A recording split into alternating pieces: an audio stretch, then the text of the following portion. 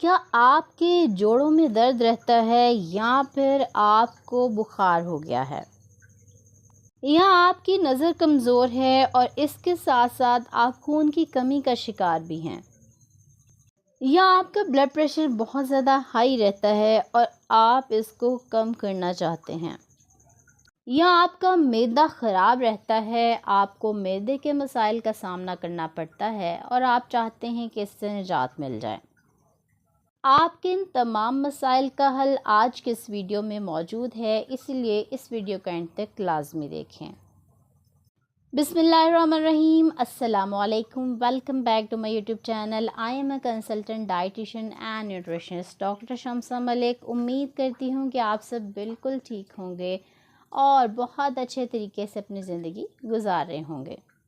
जी, तो आज के इस वीडियो में मैं बात करूँगी कि तुलसी के पत्तों के क्या फ़वाइद हैं। अगर आप तुलसी के बीज इस्तेमाल करते हैं तब आपको कौन से फ़वाइद मिल सकते हैं, और तुलसी का पौधा कितनी ज़्यादा अहमियत का हामिल है, या आपको किन किन बीमारियों से बचा सकता है।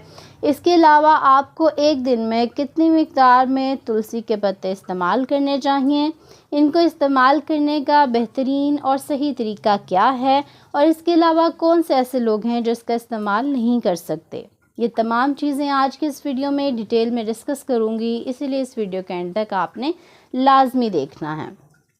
सबसे पहले बात कर लेती हूँ उन तमाम अहम न्यूट्रिएंट्स की, उन तमाम अहम ग़िज़ाई अज्जा की जो कि तुलसी में पाए जाते हैं। अगर आप इसका बीज इस्तेमाल करते हैं, इसके पत्तों का इस्तेमाल करते हैं, तो आपको ये तमाम चीज़ें मिल सकती हैं। नंबर 1, तुलसी बहुत ज़्यादा रिच होती है जिंक में, जो कि बहुत ही इम्पॉर्टेंट मिनरल है, आपकी बॉडी में बहुत से फंक्शंस परफॉर्म करता है। इसके साथ साथ विटामिन ए और विटामिन सी का बहुत ही अच्छा सोर्स है।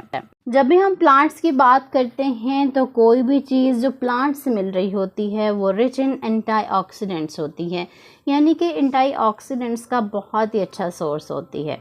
जब एंटीऑक्सीडेंट्स की बात करती हूँ, एंटीऑक्सीडेंट्स आपकी बॉडी से फ्री रेडिकल्स यानी कि जहरीले मादों को निकालकर आपको बहुत सी बीमारियों से बचाते हैं, जिसकी वजह से आप कैंसर जैसे मर्ज से भी निजात हासिल कर सकते हैं। इसके अलावा तुखमलंगा, जिसे तुखमलंगा कहा जाता है, वो भी तुलसी का ही बीज होता है।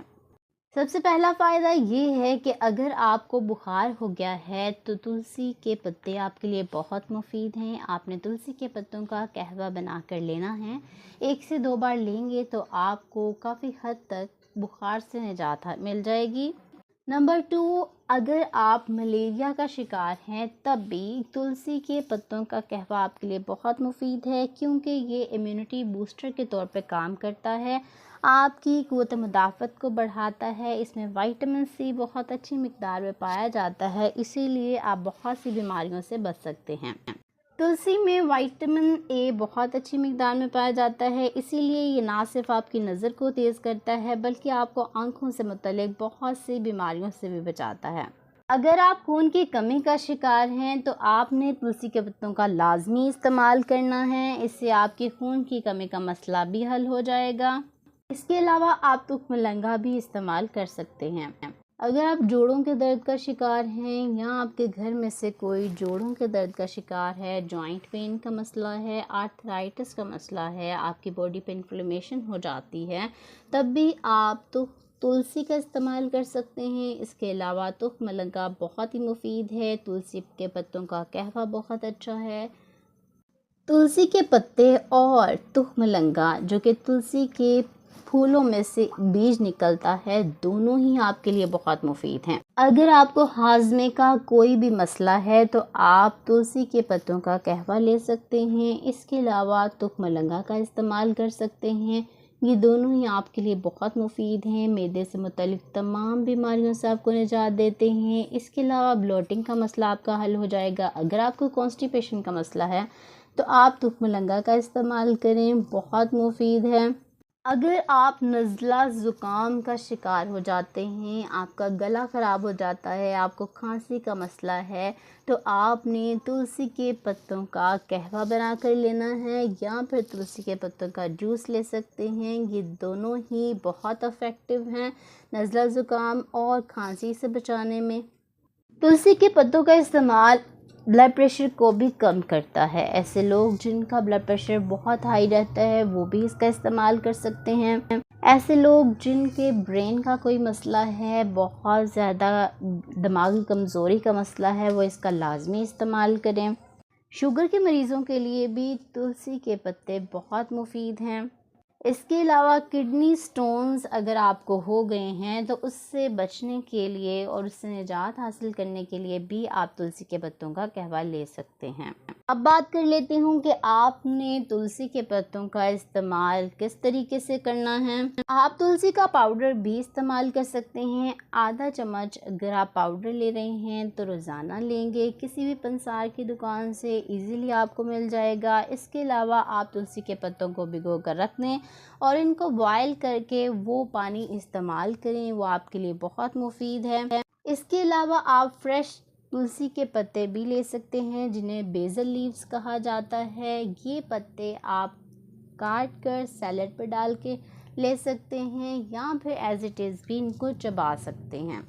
اب بات کر لیتی ہوں کہ کون سے لوگ تلسی کے پتوں کا استعمال نہیں کر سکتے۔ ایسے فیمیلز جو پریگننٹ ہیں وہ تلسی کے پتوں کا ہرگز استعمال نہ کریں، اور وہ فیمیلز جو بریسٹ فیڈنگ کرتی ہیں ان کے لیے بھی تلسی کے پتے مفید نہیں ہیں، وہ ان کا استعمال نہ کریں۔ امید کرتی ہوں آج کی ویڈیو آپ کو بہت پسند آئی ہوگی اور آپ تلسی کے پتوں کا آج سے ہی استعمال کرنا شروع کر دیں گے، کیونکہ یہ آپ کی اوورآل ہیلتھ کو امپروو کرتا ہے۔ جب آپ کا معدہ ٹھیک ہوتا ہے تو آپ بہت سی بیماریوں سے بچ جاتے ہیں۔ گرمیوں کا موسم ہے، اس موسم میں بہت زیادہ سویٹنگ ہو رہی ہے، تو اس سے بچنے کے لیے آپ نے پانی کا زیادہ سے زیادہ استعمال کرنا ہے۔ 10 سے 12 گلاس پانی ضرور پئیں تاکہ آپ کو ڈی ہائیڈریشن نہ ہو اور آپ پانی کی کمی کا شکار بھی نہ ہوں۔